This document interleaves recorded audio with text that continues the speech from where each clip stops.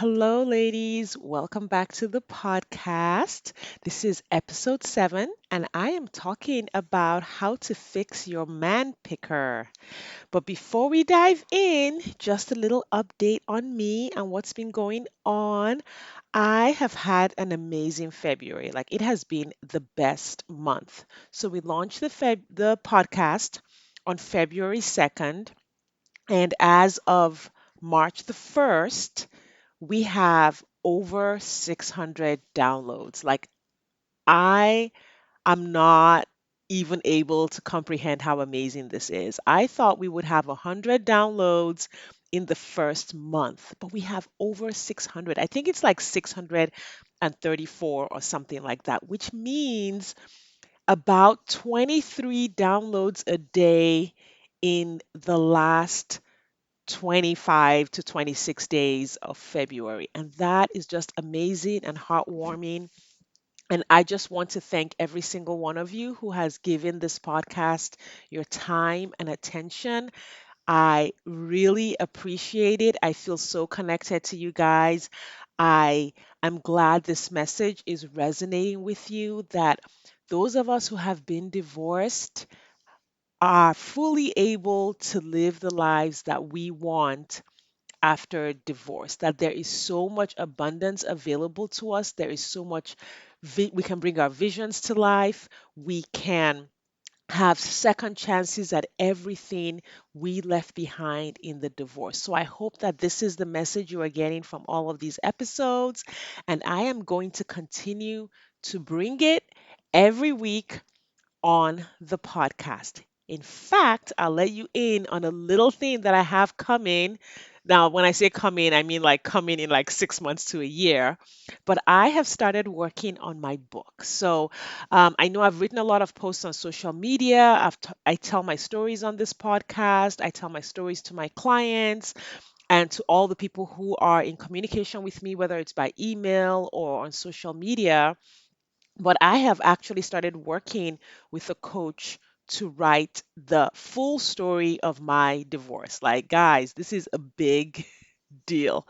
Like, we are working through my entire story, the marriage, the divorce. We're leaving no stone unturned to really bring the best part of my story. And when I say best, which is like the parts that will be of most value and most helpful to anyone who reads it. We are like examining everything that happened and working together to develop the story for this book. So that those are our previews of coming attractions. And with that, let's dive into how to fix your man picker. All right. Now, when you've been divorced, and if you've been divorced and you're like me, one of the first things I said was, I am never getting married again. Like, that was awful. That was a terrible experience. I am not doing that again. Because the last thing you want to do is head into another marriage with the wrong person. And a lot of divorced people say this as well. And I totally get it. Like, when you're still raw and in pain and still healing, like, you can't see anything but all of that pain. Like, the whole world looks like pain, right? It feels like the pain is going to be permanent. It feels like the pain of the divorce is so pervasive that it touches every part of life. It feels personal, like now that pain is just a part of you, and this is the way life is going to be forever. But as you start to heal, and do the work of healing, things start to look a little bit better, and you start to consider potentially getting into a new relationship, getting back out there and dating again. And that's when all the fears set in. Like, what if I do marry the wrong person again, right? And anyone will tell you that it's far, far better to stay single than to marry the wrong person, especially when you know how bad it can be with the wrong person. But the message I want to bring today is that while it is horrible to get divorced again, it's horrible to to marry a narcissist again or marry a jerk again, and it's far better to stay single. What's even better than hiding away and staying single out of fear of marrying the wrong person? What's even better than that is fixing the root problem so that all of your relationships become healthier and safe. Not just your romantic relationships, but all of the relationships in your life become healthy. And then, if you do want a new romantic relationship, you have the confidence to know that you can do it 100% right. Like, you know exactly how to pick the right person, you know exactly how to connect with yourself and know what you want. It's so much better to do that. Even if you never get into another relationship again, knowing that you've dealt with all of your blind spots from the past, with all of your issues from the past, that gives you a lot of confidence. That gives you a sense of being able to trust yourself to keep yourself safe in the world. And so this episode is really centered around not hiding away from the fact that you got it wrong the first time, and not just staying in that place of limbo, being paralyzed at the thought of doing it wrong again, but really moving forward and learning what you need to learn to do it right this time. So the questions that I've gotten from women usually center around, listen, they say, I have been dating and I just seem to keep picking the wrong kind of guy. All of these guys just seem to be the wrong type of man. Or I spent 5 months in a relationship with a guy and he turned out to be a narcissist. He turned out to be a jerk. He just wanted to use me for my money, or he just wanted to use me for my body, or whatever it is, right? And so they start to say, well, my man picker is broken. My ability to pick a guy is broken. My radar is broken. I can't do it. Or I just keep picking narcissists. Or how will I know if a guy is a narcissist? Like, what are all the red flags? Or he checked off, all of the green flags and he was still the wrong person for me. Or I also hear things like, the I keep attracting toxic guys. I keep attracting the wrong guy. Many women won't date online because they're like, listen, I've gone online and it just looks like all scammers. The whole environment of an online dating platform is completely toxic and I'm not going to do it. So, all of these fears come together to really create a dating experience that is not fun, right? It's just full of fear. It's full of anxiety. It's full of worry about not doing it right. And what I want to say is that the dating app doesn't keep you safe, right? Many of us who got divorced met our ex husbands in environments that we thought were safe, right? I have been in communities of thousands of women who are Christians who got married to men they thought were Christians that they met in church, right? Where they went through premarital counseling with a pastor, where they had the same circle of friends. So my ex and I had the same circle of friends in college. Like, there was no reason to think that this person would turn out to be the wrong person, right? So the one of the first things I want to talk about is the fact that you have to create safety for yourself. The environment that you meet a person in is not going to create safety for you. The world is not going to create safety for you. You could meet another good guy, quote unquote, good guy in church, right? And think that he's safe, but it's not the fact that you meet him in church that makes him safe. Or you could meet someone who was introduced to you by a friend that you trust, but it's not the fact that they were introduced to you by a friend that you trust that creates safety for you. Part of really growing up into a full self governing adult is to understand how to create safety for yourself, to understand human nature, to understand what human beings are really like, and not necessarily in a negative way, not because you're trying to like make everyone out to be bad or you're trying to judge everyone, but it's really just from a neutral place saying human beings are capable of this kind of behavior. They're capable of good and they're capable of evil. And it's up to me to know the difference and to understand how to evaluate the people that I bring into my life. So if you see yourself falling for every man who says a kind word to you, which that is a phenomenon that happens right after a divorce, especially if you were married to an emotionally unavailable guy, or you were married to a person who was very toxic or abusive, the first guy who says hello with a smile to you is like, oh my God, just let's ride off into the sunset, right? If you find yourself just falling for everyone that comes your way, or if you find yourself dating unreliable men or dating people for a long time only to find out they were not looking for commitment, what you want to do is take a step back and say, there's something about my process that isn't working. There's something about how I'm evaluating people that isn't working. It's not that everyone is toxic, it's that you're spending way too much time not seeing toxic people for who they are. You're spending way too much time not seeing non committal men for who they are.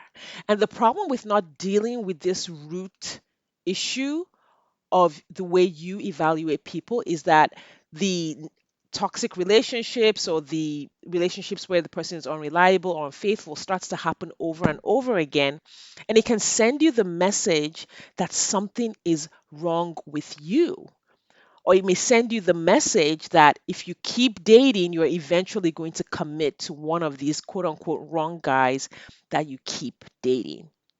So, on the one hand, I do want to say it is 100% valid to be super careful about who you bring into your life. Like I tell all of my clients that they should always consider themselves the crown jewels. Like, listen, you are the crown jewels. You like deserve to only be handled and to only be around people that are 100% trustworthy, people who will respect you, who will care for you, who will keep you, who will like value who you really are, and who will value your children or your family or your wealth. Whatever it is you are bringing to the table, the person has deep respect and honor for who you are, right? So when I say you need to keep yourself safe, this is what I'm talking about. It really does start with understanding how valuable you are as a human being, and knowing that anyone that comes near you, anyone who's going to be in your life, anyone who's going to meet your children needs to be 100% trustworthy. And so you want to, and I know that this is what you want as well, is to be safe, right? You want to keep yourself safe. What you don't want to do is to go all the way to the other extreme where you keep yourself safe by hiding away.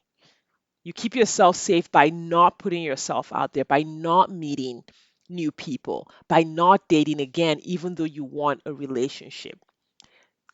The balance here is that you step out and put yourself out there, but you know how to create safety.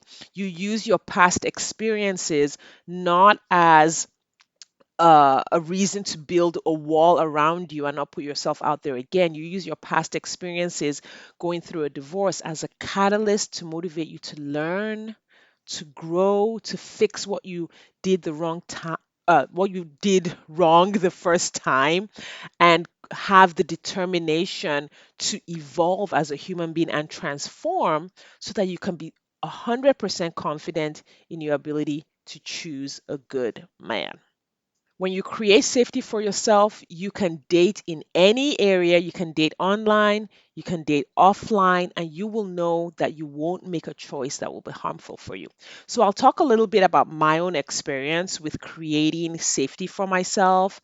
So, my first marriage, I've talked about this a little bit, was just extremely unhealthy, very toxic in many ways. And I actually met my ex husband in college in a Christian community. So in my mind, he was a Christian and he had all the markers of being a Christian, at least that I was using at the time. And everything seemed great. I had come from somewhat dysfunctional childhood. My parents were divorced. There was a lot of drama around that.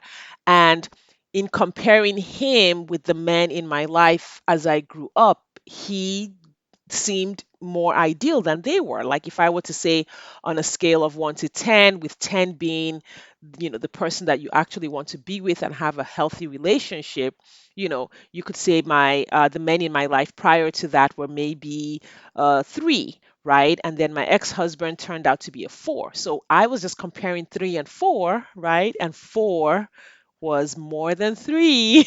So it looked good. I was like, I am good to go. But you don't know what you don't know. What I didn't know was that I was really on a journey to find a person who was a 9 or a 10. I didn't realize that 5, 6, 7, 8, 9, 10 existed at all. So after the divorce, I really took inventory of not just my childhood relationships, but or my divorce, but also all the relationships in between, the people that I dated in between, and I really took a look at those men and identified all the common threads. Like, what was going on here? Why did I pick these people? Right? Like, I was an engineering major in college. So, if it was in terms of like the number of guys that were available for me to choose from, there were plenty. How did I, in a sea of men, single men, because everyone in college is basically single, how did I end up choosing a person who fell into this pattern that I had experienced my whole life, right? And so I did that personal inventory and I identified what my blind spots were. I identified what my brain thought was beneficial to me in choosing this kind of people. And one of the things that created a blind spot for me, and I'll just tell you, was that I chose a partner somewhat out of self-doubt. Like I knew I had all these big dreams, I knew I had all these things I wanted to do, but I had a lot of self-doubt around my ability to really achieve them, right? And so I chose someone that I thought, okay, could make up for my self-doubt and help me with the things that I wanted to do, which now looking back was not a healthy reason for choosing a partner. Now, of course, that did not justify the toxic behavior or all of the things that were done in the marriage. However, this is not about like bashing the other person. That's not helpful, right? When you're going on this journey as the second time around, focusing on the other person and what they did wrong really doesn't help you grow. It doesn't help you do better the next time. What really helps is sitting with yourself and asking yourself how you got to where you did and fixing whatever those blind spots were. So that was just one of the blind spots that I identified in my choice of a partner the first time. So having done all of that work, which I now do with my clients as well, like we go deep into their past relationships and their motivations, their attachment styles, etc., before they start to choose again. After doing all of that work, I also did what I refer to as relationship audits. Like I audited not just my romantic relationships, I audited my friendships, right? I audited the people that I was hanging out with after the divorce, just to really apply the same principles to all of my relationships so that I could have a more healthy environment around myself. And I'm going to recommend a book that I read at that time, which I think is an excellent book if you are divorced and you're going through like this chaotic period where like all of your relationships are in flux. This is an excellent book to read. It's called Safe People: How to Find the Relationships That Are Good for You and Avoid Those That Aren't. And it's by the doctors Henry Cloud and John Townsend. They're the same guys who wrote the book Boundaries. And this book helped me so much. Every Sunday night, I would sit down and write down all of the people who were in my life and ask myself, really, do I still want to be in relationship with these people? What were my interactions with them like? What was my experience of them like? How did I want to show up in those relationships? And as I did that, along with all of my other healing and growth work, I began to get a lot of clarity around my relationships. I began to get a lot of clarity around what I wanted in a romantic relationship. And I began to really develop the confidence to make decisions around relationships that were in my life and the relationships I didn't want to have in my life. And I call that having emotional independence, right? I began to realize that I could achieve anything I wanted on my own.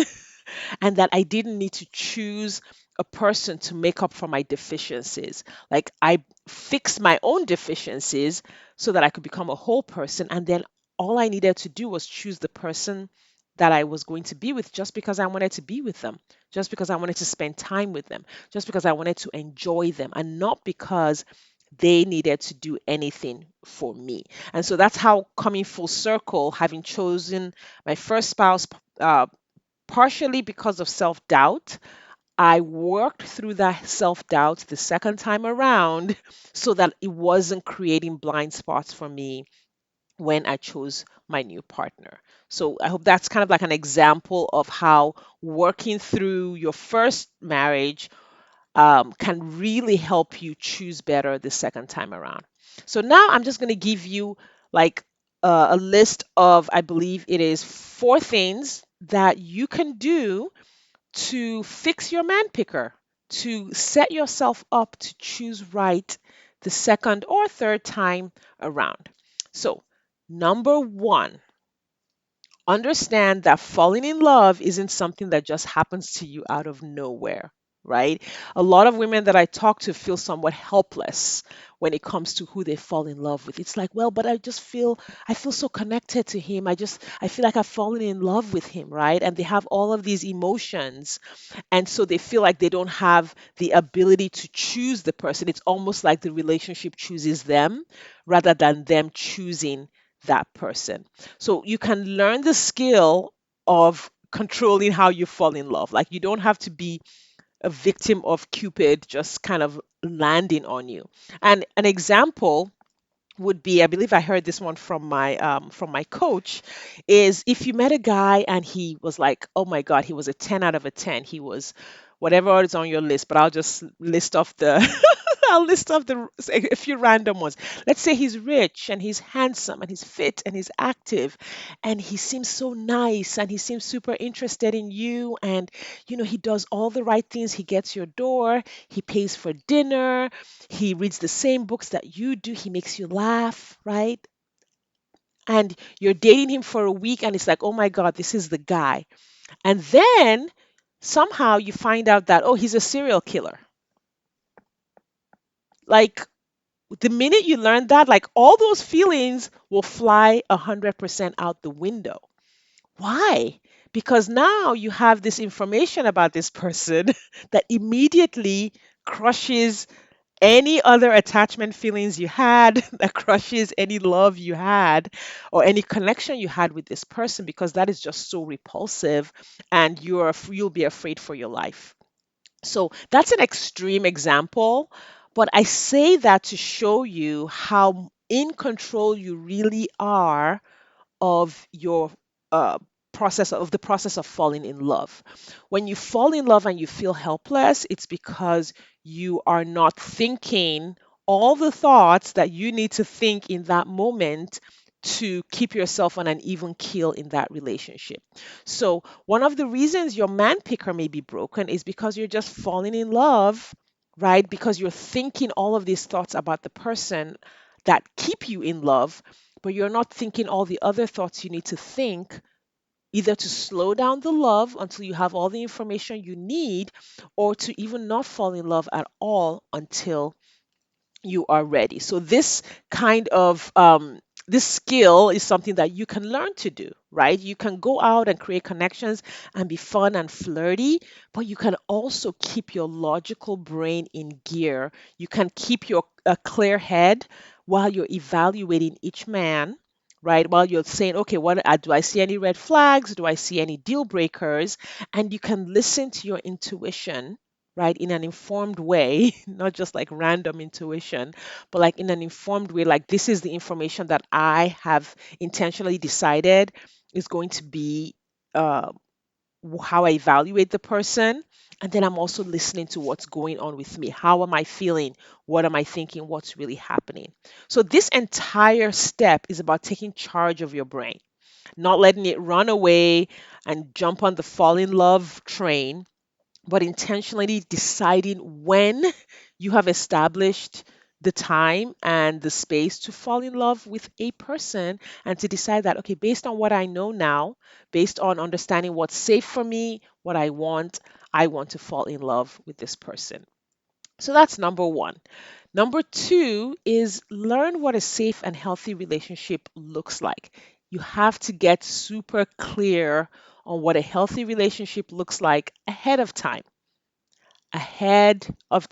like before you start dating, because every relationship could potentially present itself as being healthy because you want to be in a relationship. So, like I mentioned, the book Safe People, I highly recommend you go out and get that book and read it.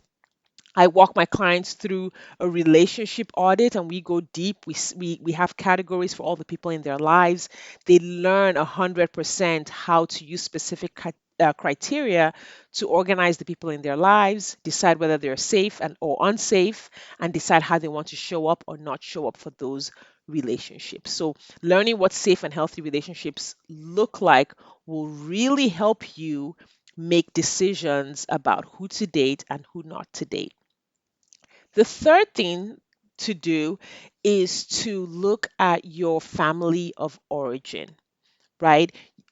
Growing up, you had a what I would call a default imprint, like a default emotional imprint of what relationships look like. So an example is, and this has happened like with multiple clients that I've had, is a client who said like she kept ending up with men who like did not want to be faithful, right? They would either cheat or they would want to, have her be exclusive with them, but then they wouldn't be exclusive with her and they would hide that they were seeing other people or they would cheat, and it was just like not it was not great.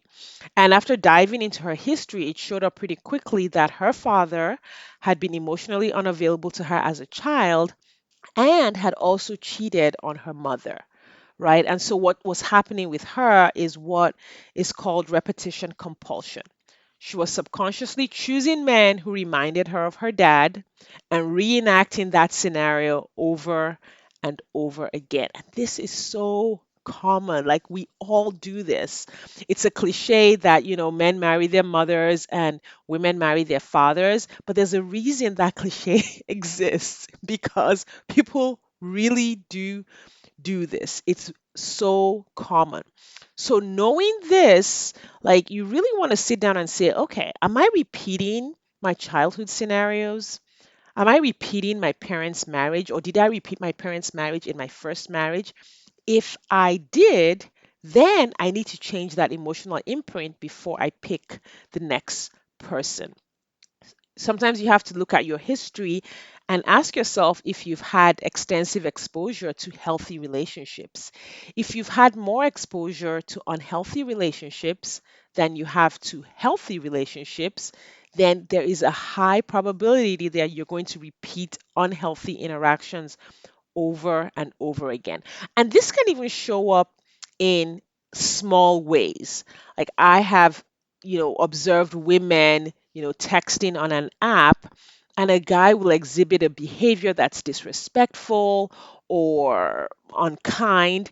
And instead of saying, oh, this isn't great, I'm moving on, these women will like stay on the app, basically schooling these men on how to be respectful, schooling these men on how to not send pictures of their private parts or whatever. Like, literally, you should move on. But that compulsion to fix, the compulsion to school, right? Or the compulsion to paint over the negative behavior of a person that her mother probably exhibited in her childhood compels her to stay there in that space with that man, going back and forth with him over text about what's appropriate and what's not appropriate. A healthy person who had healthy boundaries would maybe experience that and immediately be like, yeah, this isn't for me. I'm going to move on. So, even little things like that can be markers for repetition compulsion, not to speak of actually dating a person who is unhealthy for a long period of time. So now the fourth thing that you want to do to fix your man picker is to be super clear on what you're looking for and develop the confidence to not settle. My clients and I work on what we call the ideal partner deep dive, and they are super clear on what they are looking for. Like we have lots of conversations about what they're looking for, where by the time we're done, that guy walking through the door, they could pick him right out of a cloud of a crowd. And the reason that's important is because your brain will always want to sneak back into its comfort zone. Like now you've gotten the brain out of the comfort zone, you've gotten it to go to a speed dating event, you've gotten it to go on a blind date with this person that you were introduced to, or you've gotten it to go on an app. Your brain doesn't want to do any of that work. It's like, no, this is too hard, this is annoying, this is a lot of trouble, I don't want to do it. So its next tactic will be like the next person who looks like they're even marginally decent. Your brain will be like, this is the one, let's pick him, let's take him home so we can get right back into our comfort zone. But part of keeping yourself safe and choosing the right guy is to learn how to stay in neutral gear even as you date people, so that you take every relationship or every potential relationship through all of the milestones that you've established until you are 100% sure that the person is right for you, and resisting the temptation to settle before that. So, there you have it. The steps to fixing your man picker: take control of how you fall in love, learn what a safe and healthy relationship looks like, heal your childhood emotional imprint, and finally, never, ever, ever, ever, ever, never settle. These are the keys to fixing your man picker, keeping yourself safe while you date, and choosing a man that you can trust with the crown jewels that are you. All right, my ladies, I hope this has been helpful for you. I really appreciate your time and attention. If you are looking to date again and get married, I want you to go to my website and download my 8 video series, Finding Your Soulmate in 180 Days. You can just sign up on the website and it will deliver all 8 emails into your email box. And you can book a free consultation call with me so that we can take all of these concepts and apply them to your situation. So just go to sadecurry.com, SADECURRY.com, and I will see you inside.